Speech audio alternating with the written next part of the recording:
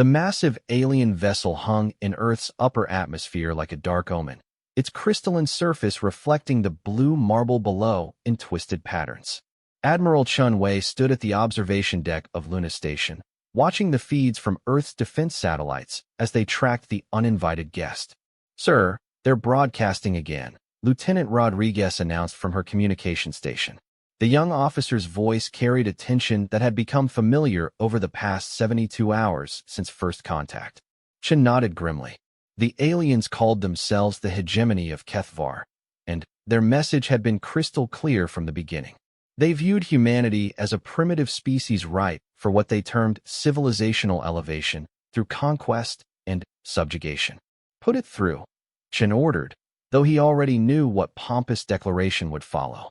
The holographic display shimmered to life, revealing the towering figure of Warlord Zekthar. The alien stood nearly 3 meters tall, his chitinous exoskeleton gleaming under harsh lighting.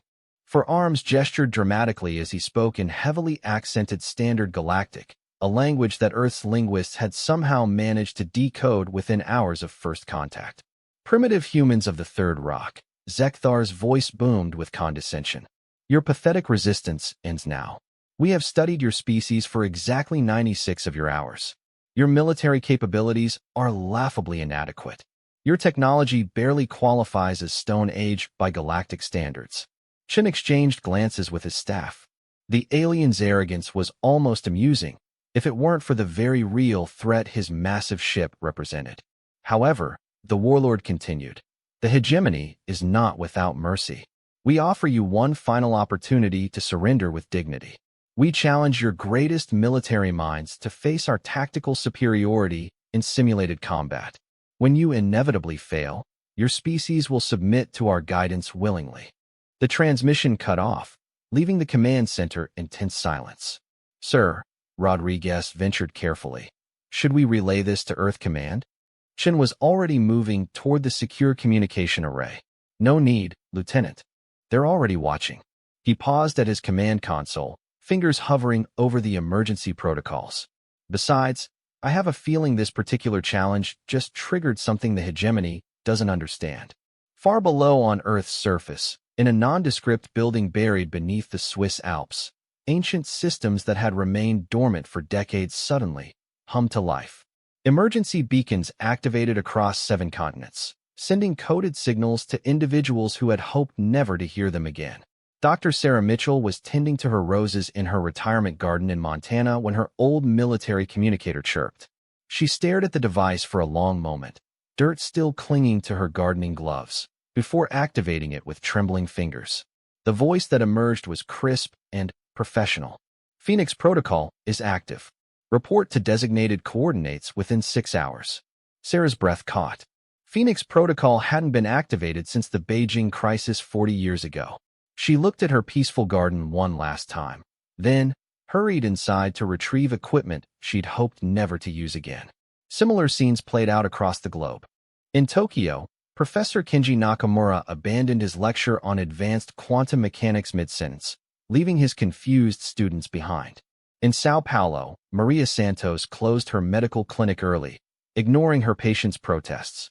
In Stockholm, Dr. Eric Lindqvist left his Nobel Prize acceptance speech half-written on his desk. Within 18 hours, 13 individuals from across Earth had gathered in the underground facility known only as Sanctuary 7. They ranged in age from 45 to 78, representing diverse fields from theoretical physics to military strategy, from xenobiology to advanced engineering.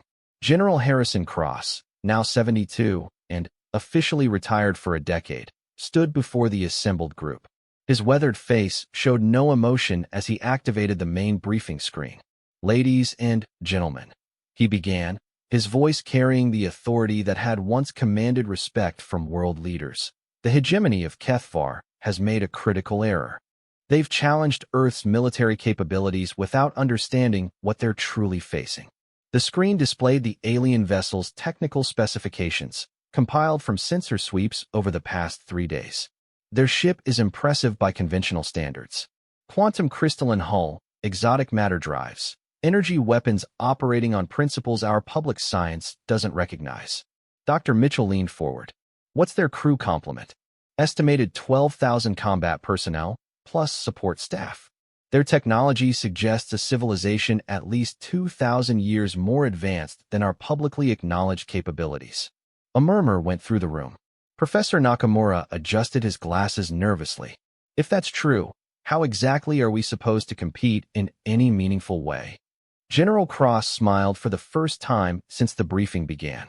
Because, Professor, the hegemony has made the same mistake that every aggressor makes when they encounter Earth for the first time. They've looked at our surface and assumed they understand our depths. The general moved to another console, his aged fingers dancing across controls that most of Earth's population didn't know existed. Ladies and gentlemen, welcome back to the Supreme Council of Earth.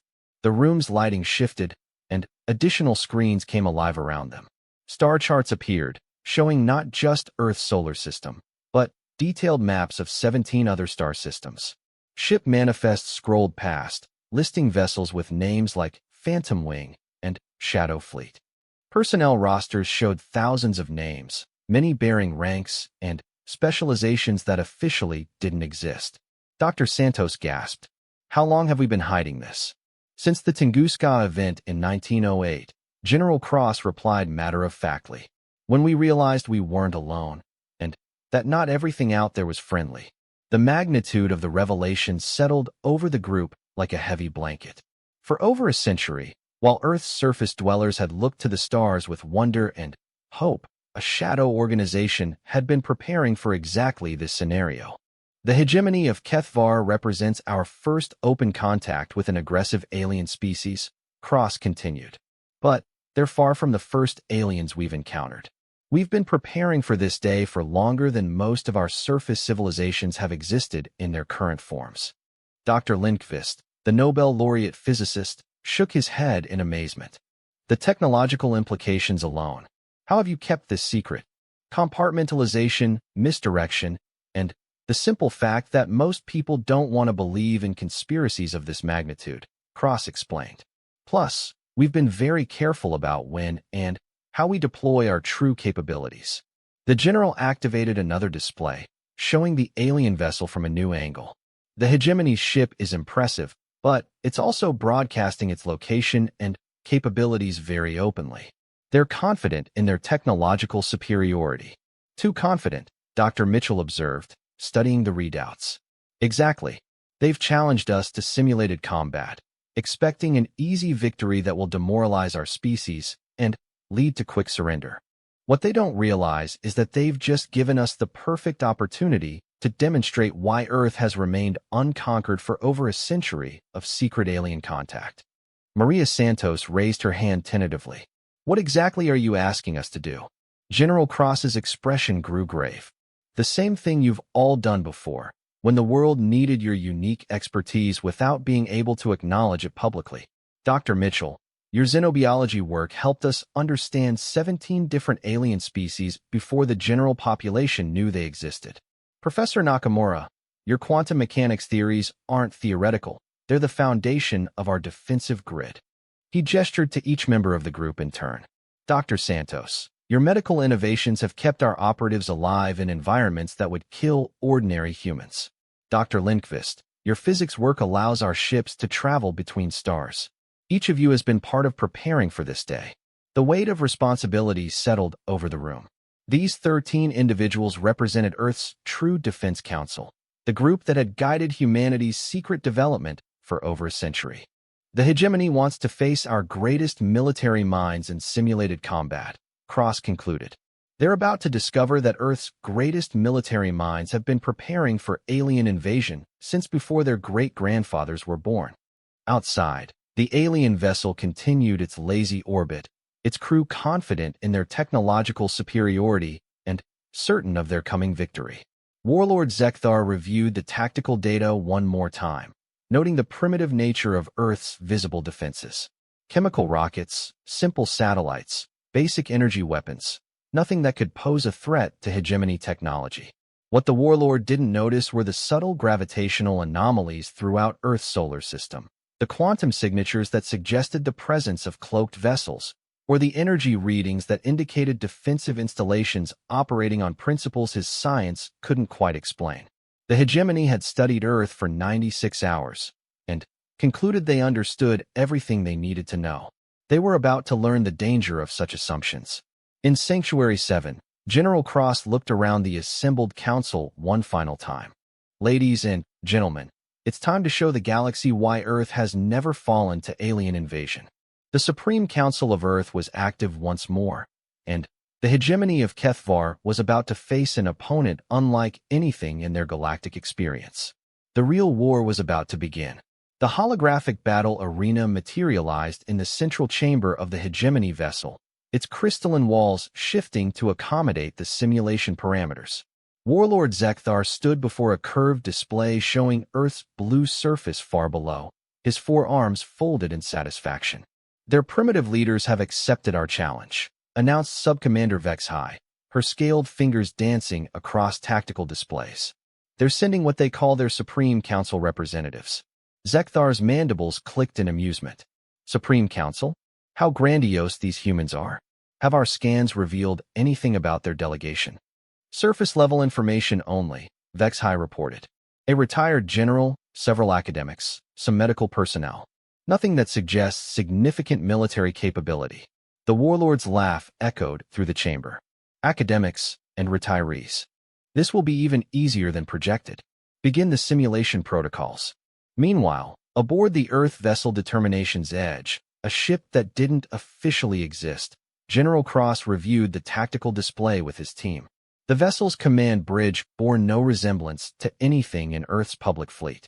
Holographic interfaces responded to thought commands, walls shifted to optimize workflow, and the view screens showed local space and spectrums that human eyes couldn't naturally perceive. They've activated the simulation chamber, Dr. Mitchell reported from her xenobiology station. Based on their energy signatures, they're using standard hegemony battle doctrine. Professor Nakamura looked up from his quantum analysis console. Their simulation technology is impressive, but it follows predictable patterns. They're essentially creating a virtual battleground with their own technological parameters as the baseline. Captain Elena Vasquez, the ship's commanding officer and officially a dead woman according to public records, studied the tactical readouts. They're giving us a controlled environment where they think their technological advantages will be decisive. Perfect, General Cross said quietly. Dr. Santos, what's the status on our adaptive protocols? Maria Santos, now wearing the insignia of Earth's hidden medical corps, consulted her biomonitoring systems. All council members are cleared for full neural interface. The enhancement treatments have held steady for all participants. General Cross nodded. The human representatives entering the simulation weren't exactly baseline humans anymore. Decades of secret research had produced enhancement technologies that made their minds capable of processing information at superhuman levels while maintaining their essential humanity. Remember, Cross addressed his team, our goal isn't just to win this simulation. We need to demonstrate capabilities that will make the hegemony reconsider their entire assessment of Earth. The simulation chamber aboard the hegemony vessel filled with the representatives from both species. Warlord Zekthar materialized his avatar alongside 5 of his senior tactical officers, their virtual forms towering over the human delegation. Primitive humans, Zekthar announced grandly. Prepare to witness the futility of resistance against superior galactic civilization. General Cross, his virtual avatar appearing exactly as he had in his public retirement, elderly, slightly stooped, wearing simple civilian clothes, smiled politely. We appreciate the opportunity for dialogue, Warlord. Shall we begin? The simulation environment shifted, becoming a vast star system with multiple planets, asteroid fields, and space stations. Both sides would command fleets in a strategic engagement designed to test tactical thinking, resource management, and technological application. Standard rules, Zekthar declared. Each side begins with identical base resources. Victory is achieved through total defeat of enemy forces or capture of designated strategic objectives. As the simulation began, the human delegation spread out across their control interfaces. To hegemony observers, they looked like confused elderly academics trying to understand technology far beyond their comprehension. Dr. Mitchell approached what appeared to be a ship design console with hesitant curiosity. Professor Nakamura examined the quantum physics parameters with academic interest. Dr. Santos studied the crew management systems as if seeing such concepts for the first time. Zekthar's confidence soared. "Observe," he told his tactical officers, "how they struggle with even basic interface protocols." What the hegemony couldn't see was the subtle data stream connecting the human delegation. Enhanced neural pathways allowed them to share information instantaneously, processing tactical data at rates that would have overwhelmed unenhanced minds. While they appeared to fumble with controls, they were actually conducting the most sophisticated real-time strategy session in human history. The simulation's opening moves seemed to confirm hegemony expectations. Earth's fleet deployments looked scattered and inefficient. Their ship designs appeared to be poor copies of standard galactic configurations. Their tactical formations followed no recognizable doctrine. "They're even worse than anticipated," Subcommander Vexhai observed from the hegemony control station. "Their fleet movements suggest no understanding of advanced combat principles." 15 minutes into the simulation, Zekthar decided to demonstrate hegemony superiority through a decisive strike. His advanced battlecruisers moved to engage what appeared to be Earth's main fleet, confident in their technological advantages. That's when everything changed. The scattered Earth vessels suddenly moved with inhuman precision, their apparent confusion replaced by coordination that seemed impossible. Ships that had appeared damaged revealed themselves to be decoys. Formations that looked chaotic resolved into complex geometric patterns that maximized defensive coverage while creating devastating crossfire opportunities. "What in the void?" Zekthar snarled as his first wave of attackers encountered resistance far beyond their projections. Professor Nakamura's virtual avatar, still maintaining the appearance of a confused academic, was actually orchestrating quantum-level manipulations of the simulation's physics engine.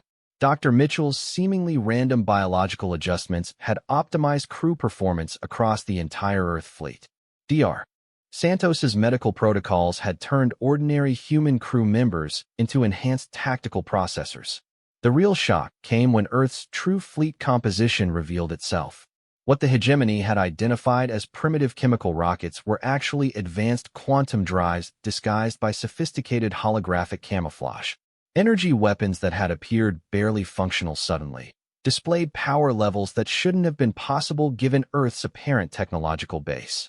"Impossible," Vexhai whispered, watching her tactical displays as hegemony vessels, supposedly invincible, began taking significant damage from human weapons that violated everything they thought they knew about Earth technology. Warlord Zekthar's confidence evaporated as he realized the humans weren't just competent. They were demonstrating capabilities that suggested technological parity or even superiority in several key areas. "Sir," one of his tactical officers reported with barely concealed panic, "their adaptive algorithms are learning our firing patterns faster than our computers can adjust. Their ships are modifying their defensive configurations in real time." The simulation battle that was supposed to be a quick demonstration of hegemony superiority had become a genuine tactical challenge. Worse, the humans were holding back. Zekthar could see it in their formations, in the way they responded to his attacks with just enough force to counter them without revealing their full capabilities. Dr. Lindqvist's virtual avatar approached a console that controlled advanced physics applications. To hegemony observers, he looked like an elderly professor trying to understand complex equations. In reality, he was implementing modifications to spatial geometry that made long-range targeting increasingly difficult for hegemony forces. "They're manipulating local space-time," the hegemony science officer reported in disbelief. "The humans are somehow altering the fundamental physics of the engagement zone." General Cross maintained his pose as a confused retiree while orchestrating a strategic withdrawal that drew hegemony forces into increasingly disadvantageous positions. Every move appeared reluctant and defensive, but the cumulative effect was devastating to alien tactical superiority. 30 minutes into what should have been a 5-minute demonstration, Warlord Zekthar found his supposedly invincible fleet fighting for survival against opponents who had seemed technologically primitive just an hour earlier. "How are they doing this?" he demanded of his science team. The answer came from an unexpected source. Dr. Mitchell's virtual avatar, still maintaining her performance as a confused xenobiologist, addressed the hegemony delegation directly.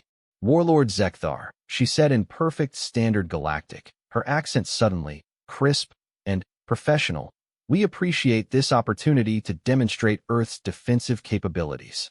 The change in her demeanor was shocking. The hesitant academic had been replaced by someone who clearly understood exactly what she was doing.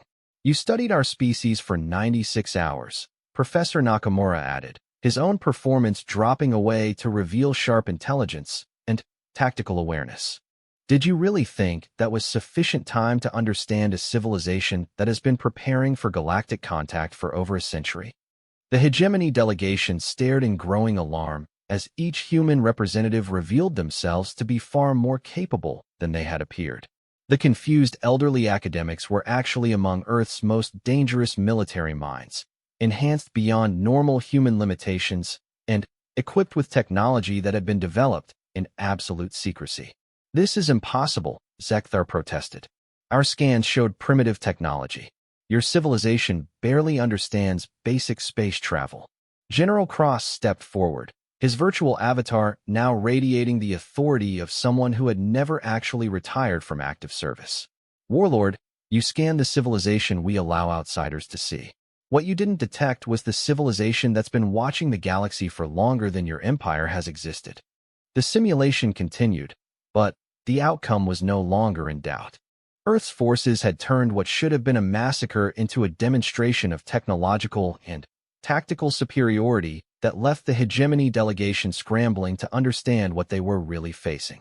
As virtual alarms echoed through the hegemony flagship's simulation chamber, Warlord Zekthar realized that his empire's assumption about Earth had been catastrophically wrong. They hadn't found a primitive world ripe for conquest. They had challenged a sleeping giant that was now very much awake. The simulation ended abruptly as Warlord Zekthar's flagship suffered what would have been a catastrophic core breach in real combat. Emergency lights bathed the Hegemony Command Center in harsh red as tactical displays showed the complete destruction of their supposedly invincible fleet. Silence stretched through the crystalline chamber as the magnitude of their defeat settled over the alien delegation. Subcommander Vexhai stared at her tactical screens in disbelief, while the Hegemony science officers frantically reviewed their data, searching for some explanation that didn't involve admitting they had fundamentally misjudged Earth's capabilities. "Explain this," Zekthar demanded, his voice tight with barely controlled rage. "How did primitive humans destroy our entire fleet?" General Cross materialized his full avatar in the center of the chamber, no longer maintaining the pretense of a confused retiree. His military bearing was unmistakable now, radiating the confidence of someone who had faced impossible odds and emerged victorious more times than most civilizations had existed. "Warlord," Cross said calmly, "you made several critical errors in your assessment of Earth." The chamber's displays shifted, showing not the simulation but real space sensor readings. Zekthar's mandibles clicked nervously as he recognized what he was seeing. "First," Cross continued, "you assumed that what you could detect represented the full extent of our capabilities. What you actually detected was carefully maintained facade designed to conceal our true defensive infrastructure." The displays showed dozens of energy signatures throughout Earth's solar system, signatures that hadn't been there during the hegemony's initial scans. Massive installations on the dark side of the moon, hidden bases in the asteroid belt, and what appeared to be entire fleets of vessels that had somehow remained completely undetectable until now. Second, Dr. Mitchell's voice joined the conversation as her avatar appeared beside Cross. "You assumed that a species you've never encountered would follow technological development patterns familiar to your galactic experience." New displays activated, showing weapon technologies that violated several supposed laws of physics. Ships that could phase in and out of normal space-time, defensive systems that redirected attacking energy back at its source with amplified intensity, and scanning technologies that had apparently been observing the hegemony vessel in detail since before it entered the solar system. Professor Nakamura stepped forward, his academic appearance now clearly revealed as a disguise for one of the galaxy's most dangerous theoretical physicists. Your third mistake was assuming that Earth's lack of visible galactic presence meant we were unaware of galactic civilization. The chamber filled with star charts showing not just local space, but detailed maps of hegemony territory. Ship movements, fleet dispositions, political structures, economic systems, all documented with the precision of an intelligence organization that had been studying galactic civilization for decades. We've known about the hegemony of Kethvar for 47 years, Dr. Santos revealed, her medical expertise now clearly extending far beyond anything the hegemony had imagined possible. We've observed your expansion patterns, studied your technology, analyzed your tactical doctrines, and prepared countermeasures for every major threat you represent. Warlord Zekthar's four arms trembled with a mixture of fury and growing fear. This is impossible. Our intelligence networks span half the galaxy. We would have detected such extensive operations. General Cross smiled grimly. Your intelligence networks detect what they're designed to find. You look for civilizations that announce themselves, that participate in galactic commerce, that follow expected patterns of development and expansion. The displays shifted again, showing historical footage that made Zekthar's blood run cold. Earth vessels engaged in combat with species he recognized, conflicts that had supposedly been random pirate attacks or unexplained ship disappearances. Earth doesn't announce itself, Cross continued. We observe. We learn. We prepare.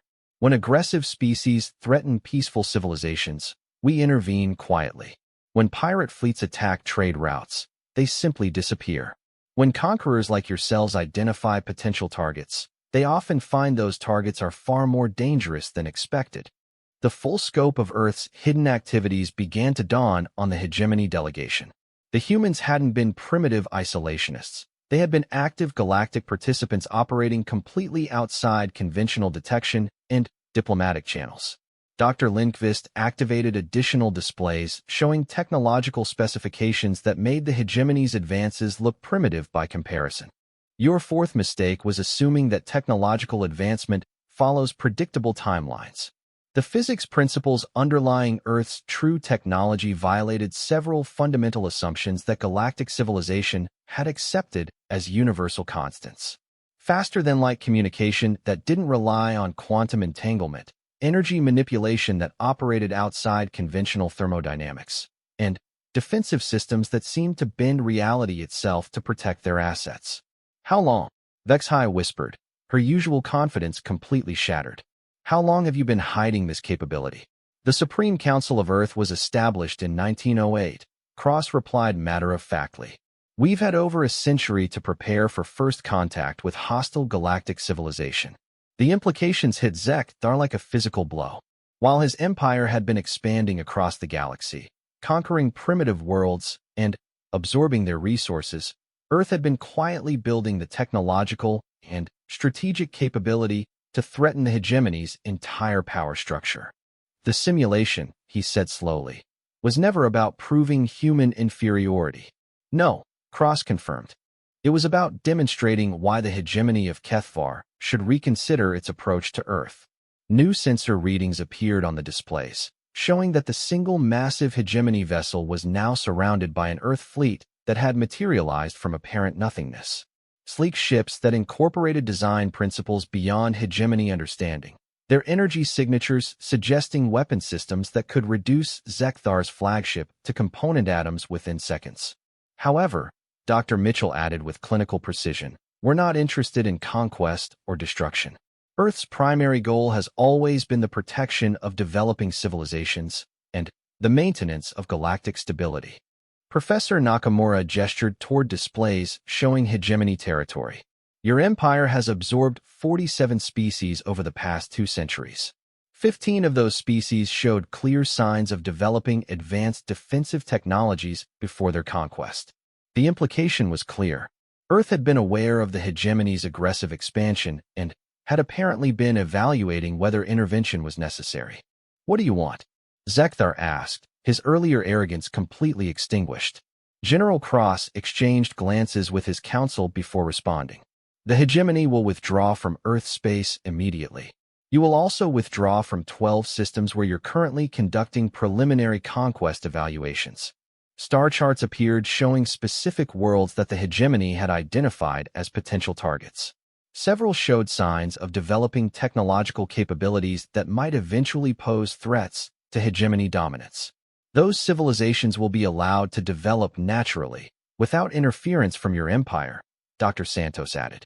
Earth will be monitoring compliance. Zekthar's mandibles clicked rapidly as he processed the magnitude of what was being demanded. The systems represented significant strategic value, and their loss would substantially impact hegemony expansion plans. "And if we refuse?" he asked, though his tone suggested he already knew the answer. The displays around the chamber filled with tactical projections showing the complete destruction of hegemony military infrastructure. Not just the flagship, but entire fleets throughout their territory. The projections were detailed enough to suggest that Earth's intelligence networks had identified and could target every major hegemony military installation. "Refusal isn't recommended," Cross said quietly. Dr. Lindqvist activated one final display showing Earth's true defensive capabilities. Orbital platforms that could sterilize entire star systems, quantum weapons that could destabilize space-time itself, and deployment capabilities that would allow Earth forces to appear anywhere in the galaxy within hours. "The Supreme Council of Earth has spent over a century preparing for galactic conflict," he explained. "Our technology, our strategies, and our intelligence capabilities are specifically designed to defeat aggressive civilizations that threaten peaceful development." The hegemony delegation stood in stunned silence as the full scope of their miscalculation became apparent. They had challenged what they assumed was a primitive world and discovered instead that they were facing the galactic equivalent of an apex predator that had been watching them for decades. "We will comply," Zekthar said finally, his voice barely above a whisper. "Excellent," Cross replied. "The Supreme Council appreciates your cooperation." As the hegemony vessel began its withdrawal from Earth space, its crew struggled to understand how they had so completely misjudged the situation. Their intelligence had suggested a primitive world ready for easy conquest. Instead, they had encountered a civilization that had been preparing for their arrival since before most of their empire had existed. Back on Earth, the surface population continued their daily lives, completely unaware that their planet had just faced and defeated one of the galaxy's most aggressive empires. The Supreme Council's existence remained classified, their victory unacknowledged by the civilization they protected. General Cross stood in Sanctuary 7, watching the alien vessel disappear into hyperspace. Around him, his council members began returning to their civilian identities, ready to resume their public roles as retired academics and medical professionals. "How long before word spreads through galactic civilization?" Dr. Mitchell asked. 6 months, Professor Nakamura estimated. "Maybe less. An empire the size of the hegemony can't change its expansion patterns without other powers noticing." Cross nodded. The hegemony's withdrawal would send ripples throughout galactic politics. Other aggressive species would begin to question whether Earth was really as primitive as it appeared. Peaceful civilizations might begin to wonder if they had an unknown protector. "Are we ready for increased galactic attention?" Dr. Santos inquired. "We've been ready for over a century," Cross replied. "The galaxy is about to learn that Earth doesn't just defend itself. It defends the principle that civilizations should be allowed to develop freely, without interference from conquerors." As the Supreme Council dispersed back to their public lives, Earth's hidden fleet returned to its concealed positions throughout the solar system. Defensive platforms powered down to undetectable levels. Intelligence-gathering networks continued their silent observation of galactic civilization. The hegemony of Kethvar had learned a valuable lesson about the dangers of underestimating unknown civilizations. More importantly, word would spread that Earth was far more than it appeared, a sleeping giant that protected not just itself, but the fundamental right of species to chart their own destinies among the stars. The galaxy had changed, though most of its inhabitants wouldn't realize it for years to come. Earth's Supreme Council had emerged from the shadows just enough to make it clear that aggressive expansion would no longer go unchallenged. Somewhere in the depths of space, other predatory empires received word of the hegemony's unexpected retreat and began to reconsider their own expansion plans. Earth's message was clear: the age of easy conquest was over.